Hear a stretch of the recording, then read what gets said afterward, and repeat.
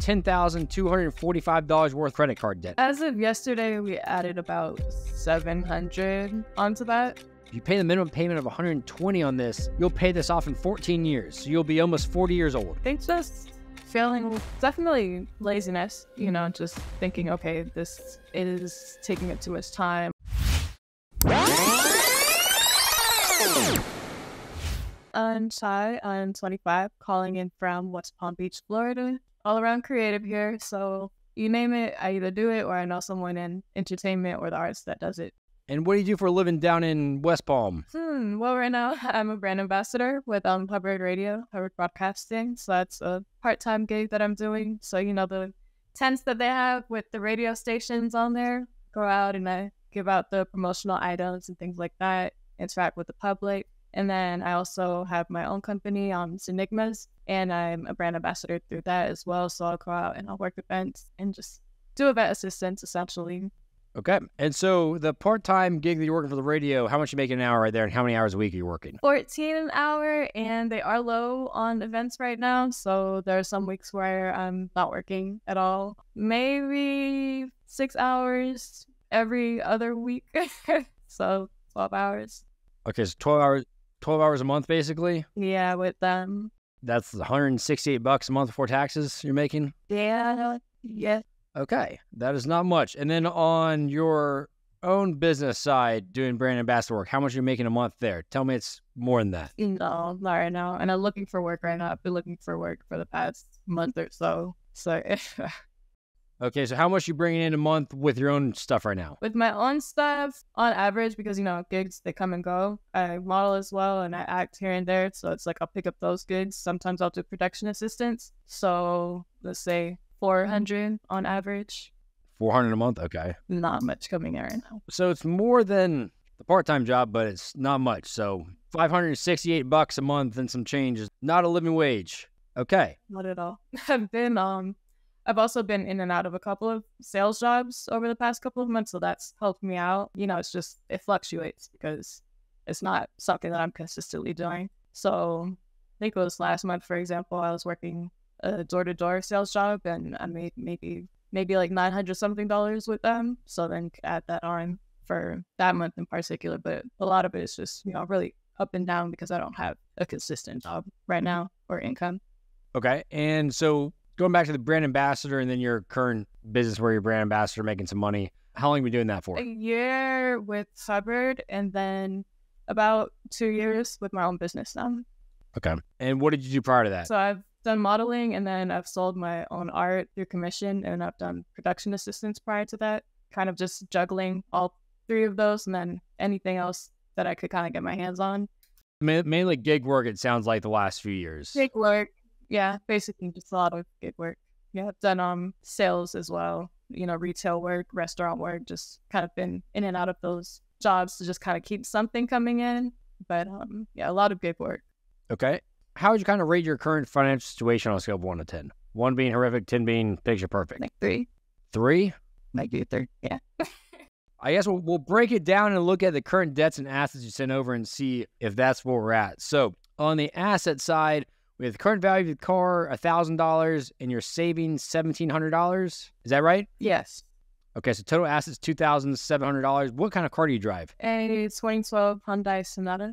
It's got to be worth more than $1,000. I went to the dealer the other day because I was thinking about trading it in, and it was about $1,000 that they wrote on the paper. It does have some, you know, scrapes here and there, and then the dash is cracked, which I've heard happens a lot with Sonatas. So they went and they checked it out, and they're like, yeah, we can get you this. And I was like, I'm just going to keep leaving it. Yeah, right now. Dealers won't give you the most money, but also, why are you trying to trade in your car? What were you going to do with it? Well, I wanted to trade it in and then get something a bit newer. Can I give you the best piece of advice in the world? Is you don't have the money to do that right now. I see that's what it is.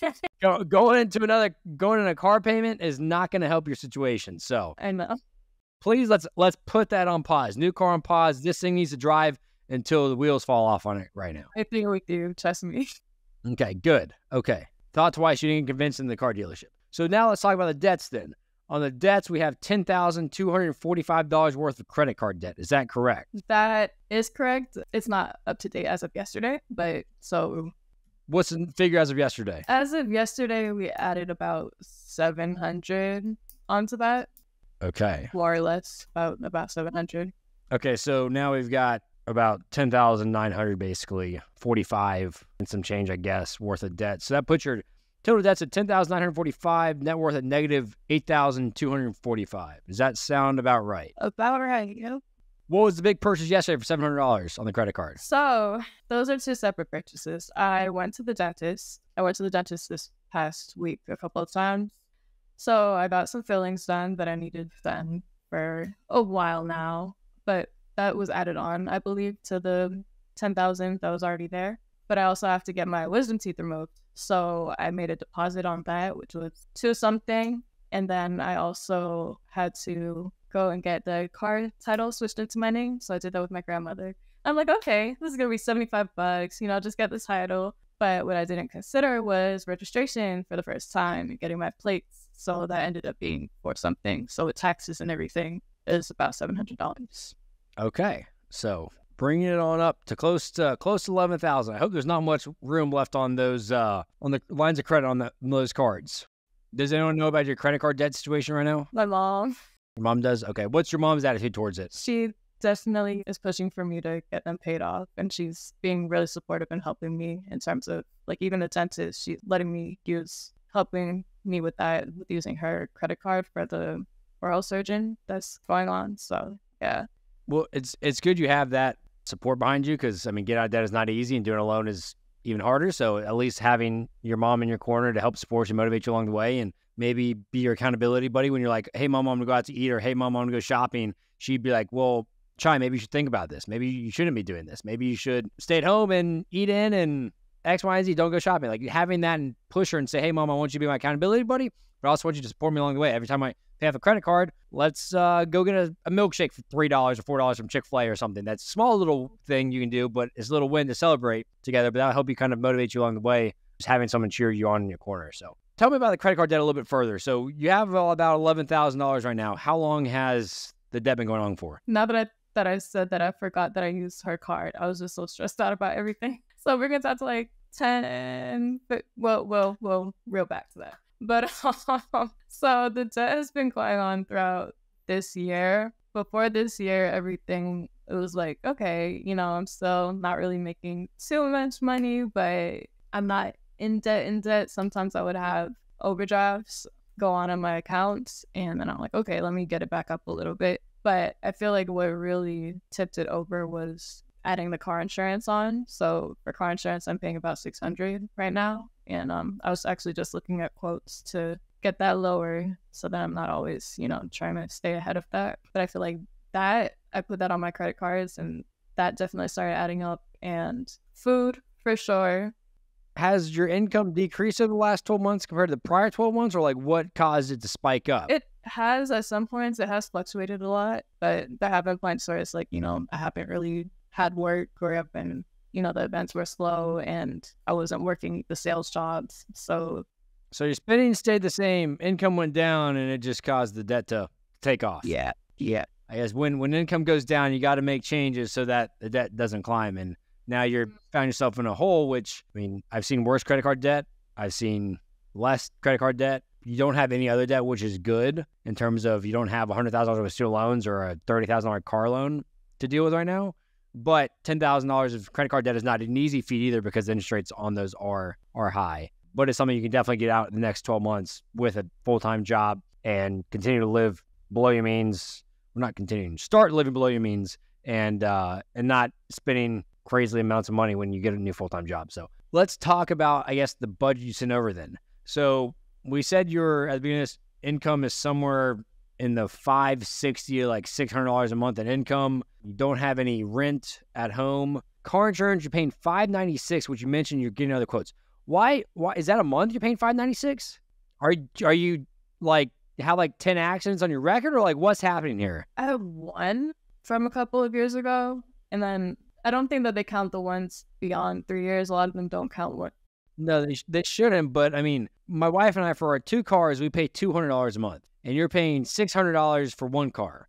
And it might vary a little bit in Florida compared to Georgia, but you need to find a either use one of those websites that you can compare car quotes or find it. I mean, I work with a insurance broker here in Atlanta, and I just go to her for car insurance. That's it.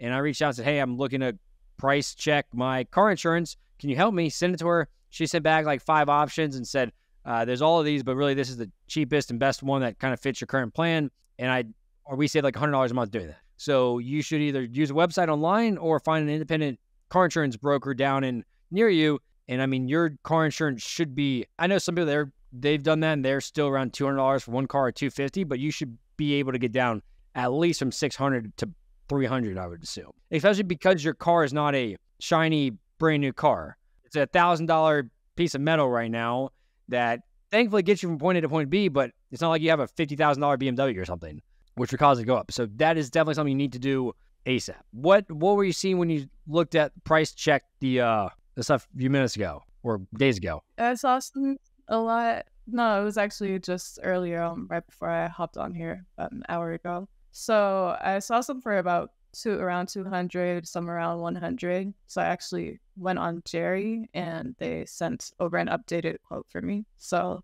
looking into that, we're gonna save a few $100s. I've gone on Jerry's platform, never actually used it myself, so I can't speak for it, but I've played around with it, but then I ended up going with my independent broker, and I mean, you should be able to save, if you can get that down to $200 or something, you'd be in a much better spot. So I would say that's the first thing you do after this phone call is go look at those Jerry quotes, call an independent broker near you if you want to talk through it with someone, look at your declaration page compared to the stuff that Jerry has, make sure that stuff matches up or is close or fits ballparks you need to be in. You make sure you're protected against like uninsured motorists and different stuff like that. But yeah, paying $600 a month. How long has that been going on for? I think August. I could be wrong. I think it was fall of last year though. So you've over 12 months you've been paying $600 a month. Yeah, it's fluctuated. It's gone. It's like there are some months where it's been a bit lower, and then there are some months where it's gotten higher. That is insane. That is true. I've never heard car insurance that expensive before. So I think you take home the first place prize on most expensive car insurance I've ever seen. Awesome. Hey. Not an award I want you to have, but I think you win that. Okay. So that's the first thing you're gonna be doing after this call. I'm going back on Jerry. Gas, $80 a month. Groceries about $150. So your total necessities $827. If we adjusted that down to, we'll call it $250 just to be conservative, that's $480, which is gonna put $350-ish bucks a month back in your pocket. So that will go a long way in terms of paying off. I mean, $350 going towards your debt payment a month is going to make significant progress on your credit card debt. Subscriptions, $200 a month. What subscriptions we have for $200 a month? Because with $11,000 worth of credit card debt, I can't, besides a simple, modest phone plan, I can't think of a single subscription that is justifiable. Okay, I included my life insurance on there. That's $75. Because I didn't see. Is it whole life insurance? I believe so. That's a whole nother conversation we'll have in a few minutes. So I was a life insurance agent briefly a few years back, and I just signed up with them, and I'm like, probably gonna look into this as well. to get a different policy. So that's $75. Paying for my website through Squarespace, I think that's about $30. Casting Networks, which is a platform where I can submit for modeling and acting gigs and brand ambassador gigs as well. That's about $30 a month, but I think I'm gonna cancel that because I think I can go through this agency and not even pay for it. So are you keeping up with the numbers? So some of these are work-related ones. Some of them, Casting Networks and like your website, for example, are work-related subscriptions. Right, those are work-related. And then iPostal, I think that's $15 a month, and that's Post office box. Yeah, I think I'm gonna cancel that too because I'm not really getting mail there. I have Apple Music. I think that went up to $10, $15. What about a phone plan? Phone plan, my mom, she got my back. Mom's on the phone. Okay, so we got a miscellaneous amount of those. My one suggestion off the bat, if you have like your website stuff and you like your stuff for your business, is it LLC you find a sole proprietor? Which one? Sole proprietor? LLC, okay. So what I would suggest, you need to have 2 separate accounts. And you need to have an account for your business and you need to have an account for your personal stuff. Because when tax season comes around and you're trying to figure out, okay, what were my potential tax deductions for this year, like your website or P.O. box, that's for your business, then you need to make sure that you have that all in one account that you can easily export those transactions or categorize those versus trying to pull them from your personal. It makes it an absolute nightmare if you kind of mix those together because you're like, I don't know what this is or that is. I think that was work. I don't know. So that's what I suggest. It's easy to spin up like a business bank account to get a debit card online pretty easily and do that. I would make sure all the income for that stuff is going through that account and all the expenses for the business are going through that account. Makes it a lot easier and cleaner for you to know, okay, this is how much money my business is making. This is how much it's spending. This is what my profit is. And then it keeps all your personal life stuff separate as well. Does that make sense? It does. And I have a business debit. I guess I just get so used to the credit, using the credit, and then getting the cash. Credit cards are going away right now. We had $11,000 with credit card debt. You got to stop using credit cards. So we need to be moving to a debit card system only until we're out of debt. We have everything paid off and we can manage a budget. Otherwise, we should not be resuming credit cards because that's a whole different topic. I would say use your business debit card for all business transactions. Use your personal debit card for all personal transactions. Have them completely separate bank accounts, cards, etc., so that you can categorize them and you know how much money your business is actually making, is it making money, and how much you're bringing in on the personal side from job, I guess like a W-2 job, not your business income, and it's coming in there. Does that make sense? It does. It does. It'll help you just visualize stuff a lot more. That way, each month you can run a P&L for your business, and then you can also have a monthly budget for your personal life. Eating out, you put $195, gifts and donations $60, health and fitness $10, personal care $108. So total fund money is $573. Total living expenses then puts you at about $1,400, and that doesn't include monthly debt payments of about like $182. So I can see why credit card bills are racking up because you got about $1,582 a month in expenses just to keep the lights on with the way you currently live. And you're bringing in $600 a month. So there's $900 that's just getting added to that card every single month. Does that sound accurate to where you're spending? Sounds pretty accurate. Yeah. So a few quick changes we can do is car insurance, like we've already talked about. Eating out probably needs to be cut down drastically. Maybe you can either cut it to zero and go all in on this, or you say, okay, I'm going to limit myself to, I don't know, one meal a week. So I'll use Chipotle, for example, like $12 or $13 for a meal. So that's what, $52 a month. You get one Chipotle meal a week, $52 a month on your Eat Now budget. That'd cut that down by $150. Gifts and donations. I'm not a fan of when you're into a lot of debt, giving and getting gifts for people or donating to different causes because that puts more stress on yourself, on your current situation. And I'm more of a fan of put a pause on those things right now. And then when you're out of debt, okay, then you can resume those or catch back up. If you're very charitable to a certain cause or charity, then okay, pause it for 6 or 12 months. And then when you get out of debt, you can catch back up on those past contributions. But giving when you're in debt, when that money could be going towards getting you out of debt and help you live a lot less stressful life, then you can give a lot more once you're out of debt. What do you think about that? Makes sense. That's definitely something that I know that I have to work on, not just with giving, money, but also giving time. Like, I feel like a lot of the times I'm running around, doing errands or helping people out. It's like, okay, you need to be making money right now, taking your stuff to pay this off. And it's like you're stressed. Definitely have to put yourself first. If you help everyone without helping yourself, then you're just dragging yourself even further. It's kind of like the airplane analogy. If you're putting other people's masks on before yourself, you're going to die, and then you're not going to help those other people. So you have to take care of yourself first. Personal care, $108 a month. Let's hear, what are we spending $108 a month on personal care? That does fluctuate too. A huge part of that is the $75 would be getting my hair done. I don't get my hair done every month, maybe every couple of months, especially if I have a shoot coming up, which I'm about to. Aside from that, body butters or oils, those could be.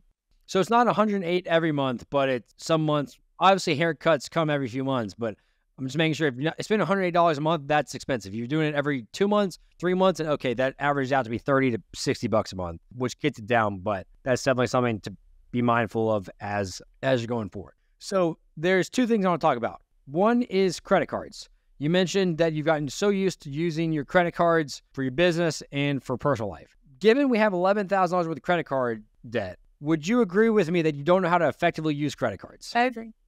So I think it'd be, in your best case, be the best for you if you stop using credit cards completely. And whether that's giving them to your mom and saying, hey, mom, I can't spend on these responsibly, so I'm going to give them to you, or it's going to closing your accounts. Some people say, hey, don't close your accounts because it'll hurt your credit score. I could care less about people's credit score when you have $11,000 worth of credit card debt, because a lot of people play the credit score game and they find themselves in a lot of debt. And what's better, having higher credit score or having $11,000 worth of credit card debt that you're paying basically $3,000 a year in interest on. That doesn't sound good. So I would rather have a lower score and no credit card debt than slightly higher score and paying $3,000 a month or $3,000 a year in credit card interest. So my suggestion would be cut up the credit cards, put them in the freezer, give them to your mom, lock them away. I don't care what you do with them. Just try to go 90 days without swiping a credit card. And that's going to cause you to rethink purchases. It's going to cause you to rethink going out to eat. It's going to cause you to rethink go shopping, getting your hair done, and you're going to have to buckle down and only buy essential things. It's going to make you rethink a lot of those subscriptions. It's going to make you rethink a lot of things. And you're going to have to see, okay, how much money in my bank account in order to do this? Should I be doing this? And cause you to be a lot more mindful about your purchases. What do you think about giving that a shot? It sounds like a challenge that I need to do. Because the other option is keep using credit cards and you're going to keep running up your credit card debt. Because, I mean, eventually until you max those out, which I don't know how far you are from maxing out, we'll get into that in a second. But if you have a problem, which obviously there's a spending problem with credit cards, the only way to get rid of it is eliminate that problem. And you can say that, hey, I'm going to only spend money I have or I can afford, but then you're going to find yourself swiping that card on something that you're like, oh, I'll figure out how to pay it 30 days from now. And it just gives you opportunity to spend more than you have. And so let's just eliminate that altogether and eliminate any risk of going into further credit card. So I'm always a fan of if you're in debt, like in credit card debt, stop using a credit card. If you are out of debt and I've never carried a balance in credit card, never paid interest on credit card, I don't care if you use a credit card. I use a credit card myself, but I've never paid interest on a credit card, never carried a balance on my credit card. Always make sure I pay it off in full so I'm not paying any fees. I would highly suggest that for you. Otherwise, it's going to be very difficult to change your current situation. Yeah, definitely. I miss those days of paying in full because my mom, she stressed that, and it's like I was doing it and I was doing great. But then there was a point where I started tracking my expenses, not every single day and not completely, but then I just kind of stopped that and I was like, I don't feel like checking it, and I feel like, ignoring it, all of that stuff built up, and then all of a sudden it's like, oh, what is this debt? Why are we keeping up payments, Well, you're not alone. I mean, in America, we have over $1 trillion worth of credit card debt, and I can promise you out of the tens of millions of Americans that have credit card debt, none of them open an account saying, hey, I'm opening this to have credit card debt. So you slip up, you make a mistake, and you stop tracking your expenses, and you find yourself $10,000 worth of credit card debt later. I mean, it happens frankly, way too many times in America than it should. It happens to millions of people a year. And so let's be normal having credit card debt by eliminating credit cards altogether. If you get out of debt, stick to a budget for 12 plus months, maybe we can talk about having a credit card again. But like, what does it do for you then if you've paid off all your debt and you're out of debt for 12 months living below your means? So the next thing, whole life insurance. So it sounds like you sold whole life insurance and then whole life insurance got sold to you. And you're paying now $75 a month to a whole life insurance company, which you would know this better than anyone else if you sold it, is whole life insurance policies are very high fees in the front. They're very front loaded with fees. A lot of the fees go to the people that sell them, the commissions, and they typically underperform the index funds. Yes, they're sold as an insurance vehicle, but it's not called life investment. It's called life insurance. Insurance is not an investment. Insurance is insurance. And so why are we paying $75 a month in whole life insurance policies? I was just kind of going with it, I guess, at the time. This was back in 2019, I think. Yeah, and we started with the war market, so we started with my family and friends and, just sitting down and learning about the insurance with them, and then they're like, oh, okay, let's just sign you up for a policy. I mean, I guess I work with them. It sounds like it makes sense. So I feel like just having it for so long, it was a thing that I was paying for and I didn't really look at. So I've kind of procrastinated about even going over the policy, but that is something that has been on my mind. So I'm like, think it's time to definitely look into changing that. I'll send you a bunch of resources on it, but Personal Finance Club is one of my favorite financial influencers on Instagram, and he did a post about why you shouldn't buy whole life insurance policies.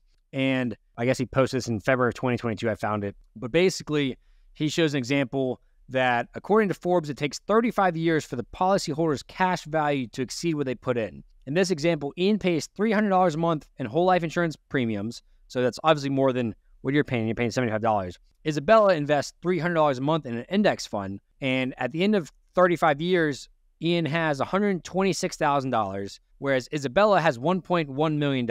So by investing in index funds, you far out return the fees and the low rate of return that index funds give back to you. And you have the flexibility and freedom to do with that money when you want with it. You're not paying a huge commission. So what I'm always a fan of is term life insurance policies, which are typically a fraction of the cost of whole life insurance, and then investing the difference in index funds. Granted, right now in your current situation, we shouldn't be investing in index funds because we have a lot of credit card debt. But also these resources, I would suggest looking at it and thinking twice on that policy. If you want life insurance, term life insurance, you can get it. I have no problem with that. Term life insurance, really, I mean, I'm the biggest proponent of having it when you have dependents, when you have kids, because life insurance is for when people depend on your income, then they make sure that they can get through college or get through life, or if you have a spouse, they can survive if you're on like a 2-income household. But that is something that you definitely need to look at that could help alleviate some room in your budget. What do you think? Sounds good. Has anyone ever told you that whole life insurance is a bad investment? I think someone recently came up. I don't even remember how or when the conversation was, but they're like, is that a whole life? Like, oh.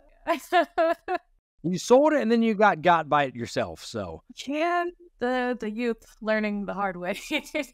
Yeah, but you knew that because you were going to sell it to your family and friends, saying, "Hey, go buy this." And the only reason you told them to do that is because you're getting paid for every time someone signed up for it. Well, yeah, I don't know what I was doing. It can't be back. I'm just like, okay, this is a means to an end right now. I don't know what I'm doing. It's like my heart is in entertainment and wellness, and I feel like all of these jobs that I've done on the side have just kind of been something to bring money into my pocket so that, okay, I can still do what I like to do, what I care about outside of it. So I guess I wasn't really being intentional about, what I was doing and actually fully learning and understanding what I was doing. I was just kind of going through the motions. And I get that. You're trying to get a paycheck and trying to make ends meet. The unfortunate reality, though, is your term life insurance policy over the last 5 years has cost you about $4,500, which would that have gone to your credit card debt? Maybe.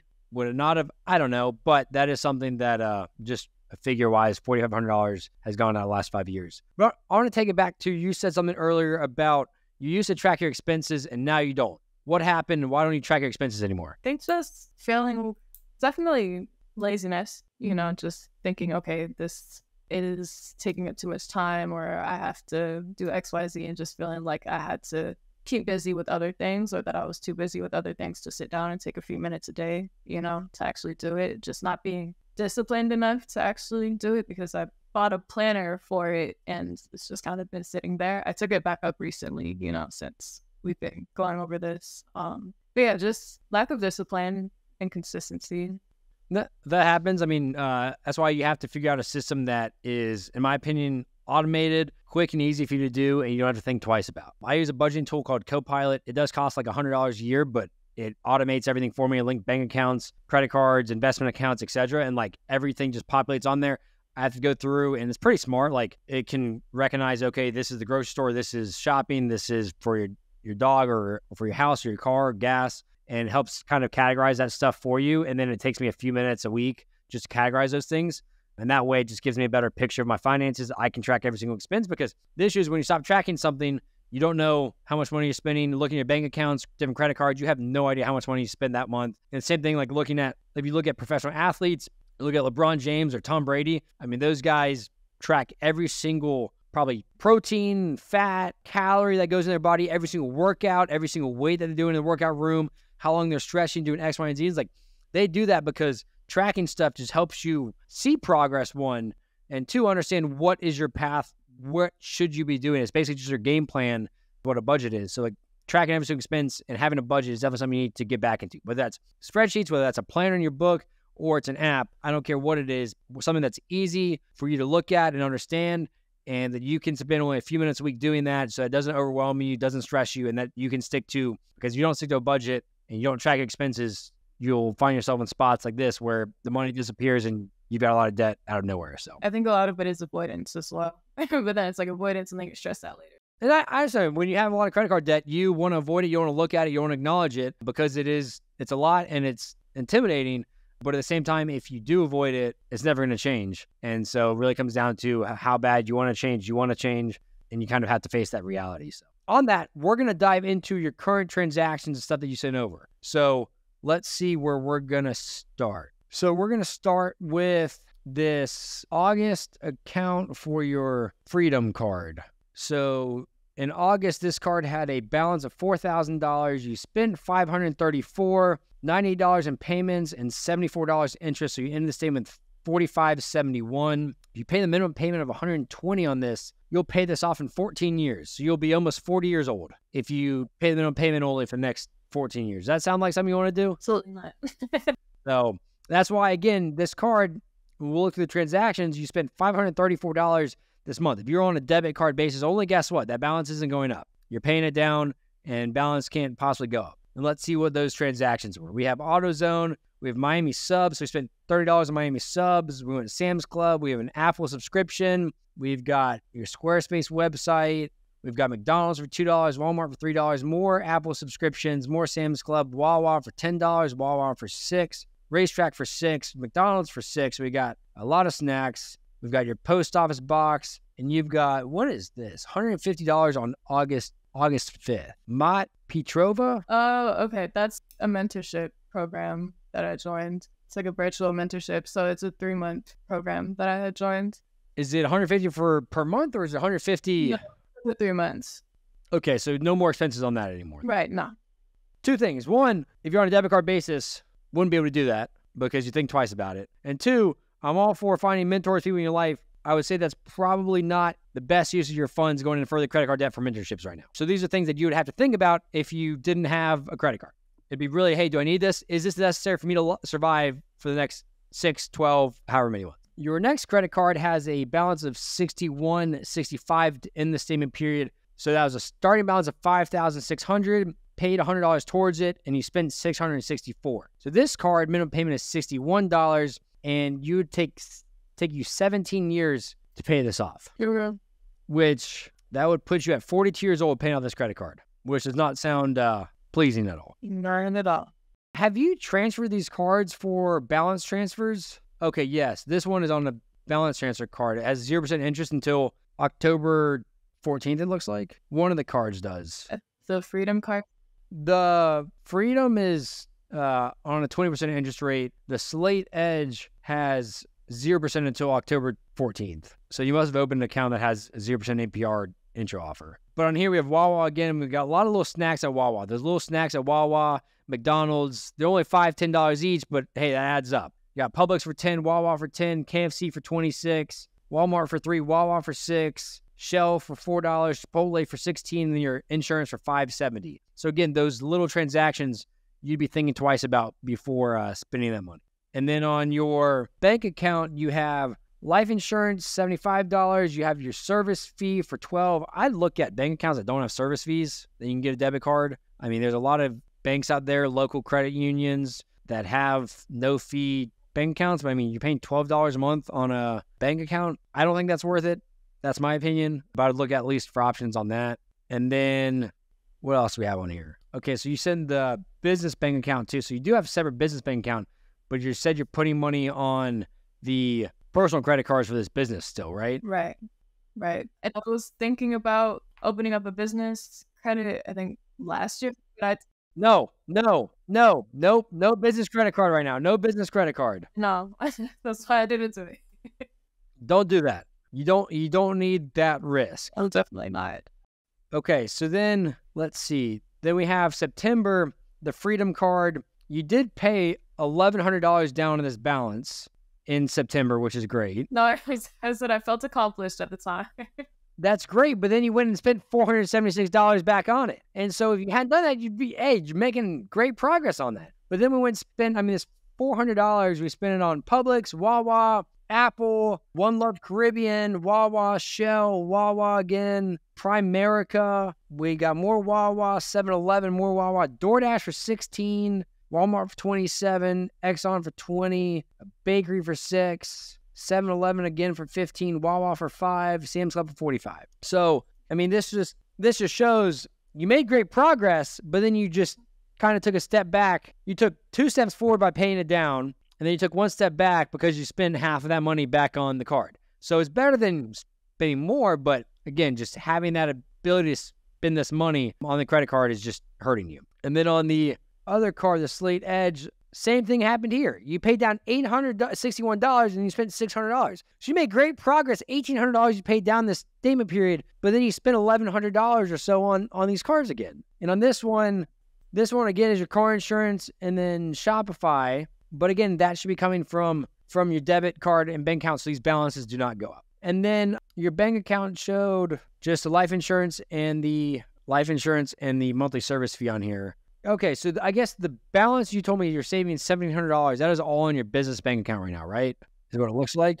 Well, some of that is on there, and then I sent pictures because I didn't have statements for some reason through Capital One. So I have savings with Capital One.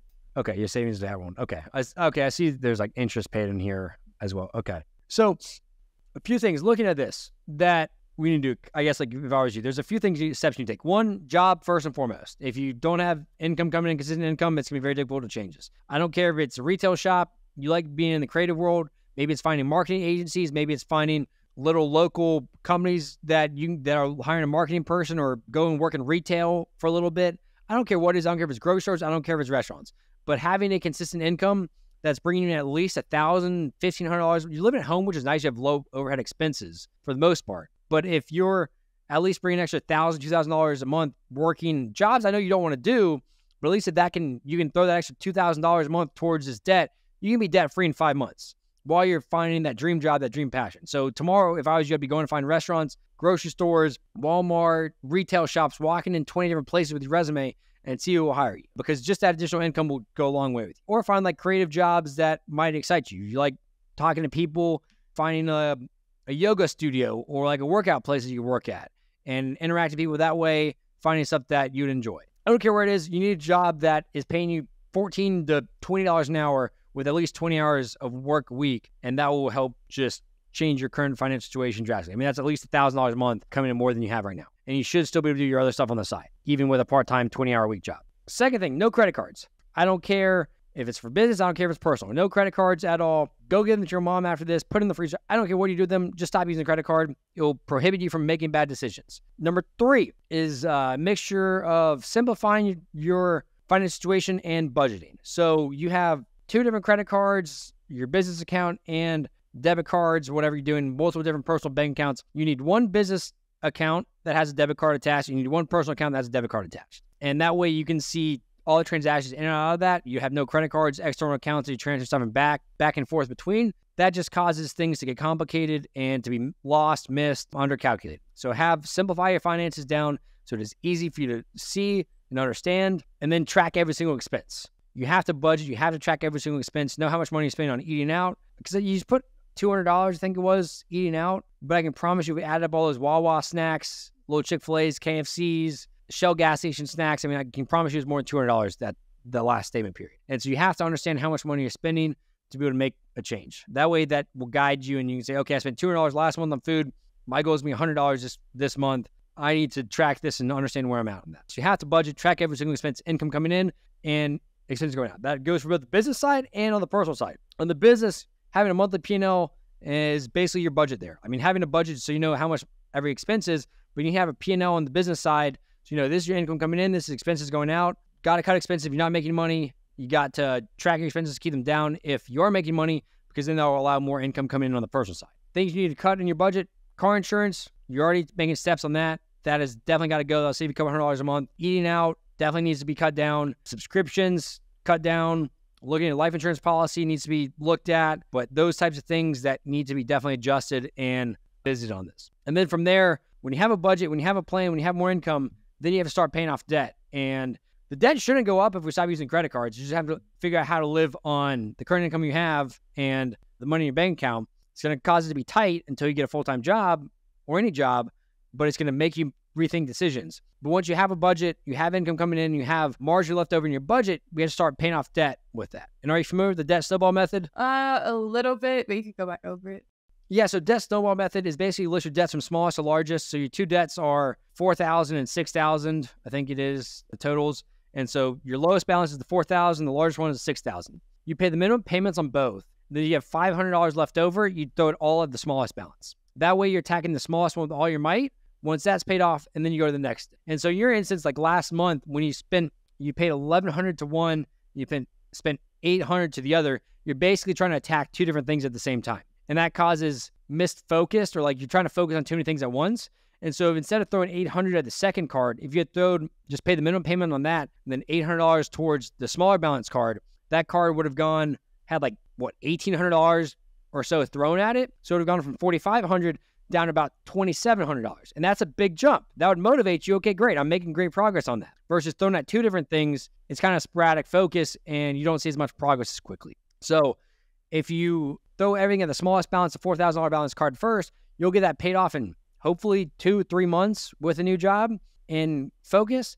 And then great, you're going to have progress. You're going to be excited about it. And then you can go knock out the next one. If you kind of try to hit multiple things at once, you try to invest, if you try to pay off debt, and you try to do other things all at once, it causes your focus to be all over the place and you don't see that progress you want to see as quickly. Does that make sense? It makes sense, yeah. So that's what I'd be doing for paying off the debt. And then once you're out of debt, then you need to start building an emergency fund because life happens. Your car might need new tires. Your car might need new repairs. So you need to have an emergency fund for that. And then from emergency fund, it's either maybe saving up for a new car to pay cash. Don't go get a new car loan because that's just going to add a $300 or $400 or $500 a month guaranteed payment to your car.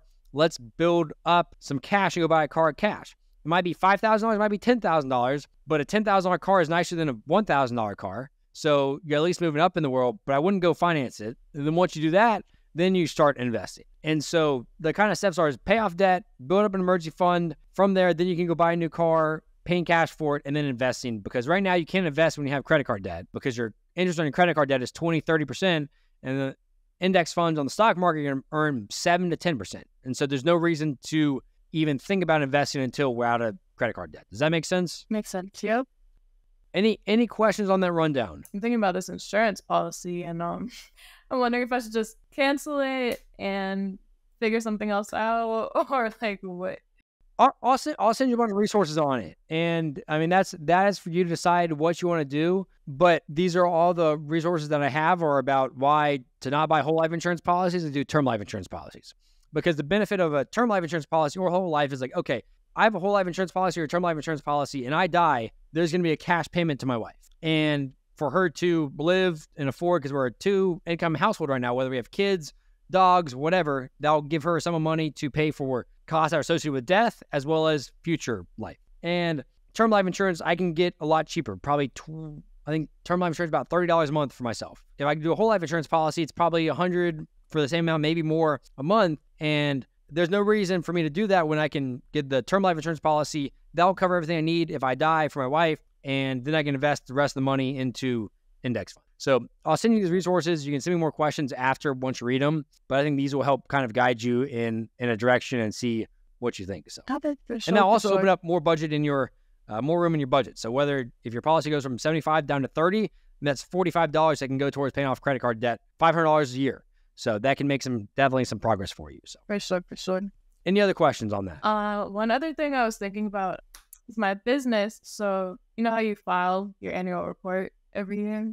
Business, I missed that this year, so it went from the 100 something that it would have been to 5 something, and they have been emailing me, and it would be due tomorrow. So I've been debating whether I'm just gonna let it lapse and then start a new LLC some other time, or I feel like I might just do that and just start over. But I've had my LLC for a couple of years now, and just kind of like. That's a tough one. I don't know if you can call them and negotiate that. I don't know if that's negotiable. If you can go negotiate with them and say, hey, sorry, I missed this. Can I pay $100? I don't know if they'll do that.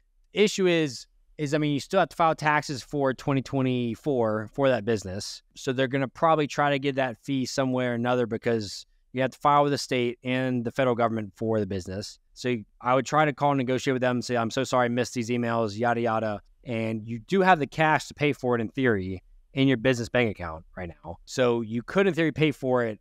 I'm not a CPA, I'm not a tax person, but I feel like that could cause more issues if you don't do it, because then would you have to get new business bank accounts? Would you have to get a new business debit card? It causes a lot of issues doing that. So those are other things you have to think about when it comes to just saying, hey, I'm not going to do it, I'm going to start a new one down the line. Is like whether it's contracts with people, your website, whatever, like any legal documents you have with agencies, etc. It can cause a lot of complications if you don't have that. So something definitely some things to think about with that. But I would first try to call and negotiate with them, see if they'll do the normal $50 or $100, whatever your state's registration fee is, and see if you can do that. I'd get on the phone with them first thing tomorrow and try to do that before you make your decision. And whatever you do, don't put it on a credit card. Put it on a debit card, and that will cause you to, it's going to tighten your budget even more for the next month, but it's not like you have $0 in your bank account right now. You have $1,700, and so it's going to take you from $1,700 down to $1,200. But is that needed for your business? I don't know. That's a good question. I don't know what the state will do if you technically don't pay that. So yeah, they said that it would dissolve. So my LLC would dissolve essentially. Okay, so they'll force dissolve it, and then I don't know how that works for taxes for 2024. So not sure either. That could be even bigger mess with your bank accounts, everything with that. So push it in a tough spot. Just don't rack that credit card debt up more, or open a credit card for it. Not on the credit card. Any other questions or thoughts? I think that's it right now. I think that's it.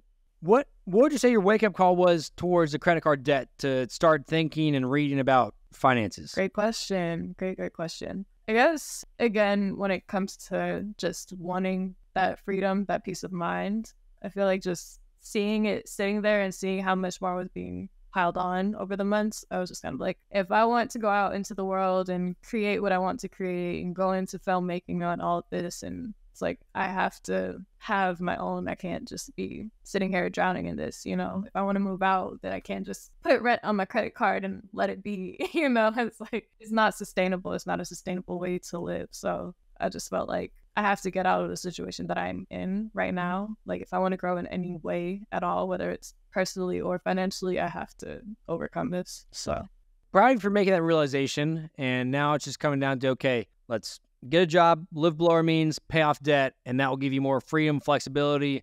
Life's expensive. Moving down on your own's expensive. Starting a business can be expensive, especially in the filmmaking world with equipment and stuff. So you have to get your ship going in the right direction before you can attack some of these challenges in life or new life changes that you want to do. So I'm proud of you for coming to that realization. Just continue to educate yourself, continue to learn, continue to read. I'll send you a lot of my favorite resources and stuff for you to look at as well. But you're young, you're 25, and you have years and decades of your life to get ahead of you. And the best thing you need to do is start taking action now, because the sooner you can start investing is the more it's going to pay off down the line. And are you familiar with index funds? a little bit, just a little bit. So index funds, think of them as big baskets of stocks. So if you have an index fund that tracks the top 500 companies in the United States, you have a big basket of stocks that owns bits and pieces of the top 500 companies in America. And so that way, if company 385 goes to zero, your entire portfolio doesn't go to zero, because you obviously can't control what any of these companies do. They're multi-billion-dollar companies, trillion-dollar companies. And so putting all your eggs in one basket is typically never the smart way to, it's a high risk, high reward game. It can go to zero or it can go up. And I'm not Warren Buffett. You're not Warren Buffett. So let's not try to be Warren Buffett. And he doesn't even have all his eggs in one basket right now. He has diversified portfolio. Obviously has some. Anyway, he's the best investor of all time. My point of index funds is, you said you want to start opening up a Roth IRA one day. And so let's say you're out of debt by your, how many months till your 26th birthday? June, so about 8.5. Okay. So let's set a goal. Let's be out of debt by your 26th birthday. That'd be a phenomenal goal to have. That's manageable. That's $1,000 and some change a month towards your credit card debt. So say you're 26 and you start maxing out your Roth IRA every single year from when you're 26 till you're 67, and you earn a 7% rate of return in index funds. So that's basically $7,000 a year you put in. How much money will you have 41 years from now, would you say? Guessing based off what I've heard, 1 million something. $1.6 million. Okay. Not too shabby for $7,000 a year, is it? Not bad. But the issue is, if you wait, say you decide, hey, I'm not going to do this until I'm 40. Let's say you push off the credit card debt, pay the minimum payments until you get it paid off when you're 40 years old. You'd only have $557,000 then at 67. So by waiting 14 years, it's going to cost you over $1 million. And that doesn't sound great to me. Not at all. Procrastination, not taking control of your finances can definitely cost you. So that is why it's very important for you to get out of this debt as fast as possible, so you can start investing and start building your portfolios, because you don't have to wait for Social Security when you're 67, because who knows what's going to happen when you're 67. There's no telling. So the only person that can control your finances and your future is yourself. So take advantage of the time that you have on your side and start making those changes today. Sounds good. I guess my last question for you is, what is one piece of advice you'd give to someone in a similar situation as you? It's a good question. I would say definitely stop using your cards. But be proactive. I'd say be proactive. Don't avoid it. Stop avoiding it and face it. Forgive yourself for getting you into this position, or for, you know, not having the education or the discipline or whatever it may be. Definitely forgive yourself for what has built up over the years. But take accountability and just start where you are, for sure, because if you avoid it, it'll just get worse, and then you're going to be more stressed out. So definitely start right now. Start where you are. Start small and look at where you can start cutting back and, you know, start earning more, for sure.